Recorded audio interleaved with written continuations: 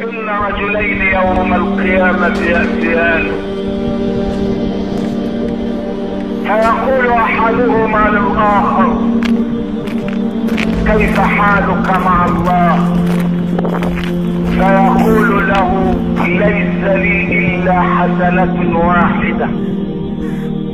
ثم يقول الآخر للأول: فكيف حالك؟ فيقول له: إن ميزان أعمالي متوقف على حسنة واحدة.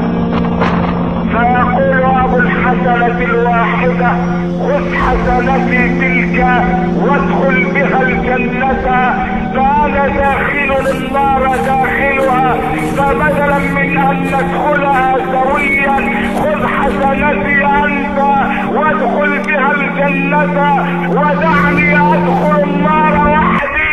وعندئذ ينادي العلي العظيم عليهما فيقول لصاحب الحسنة: ماذا فعلت مع صاحبك؟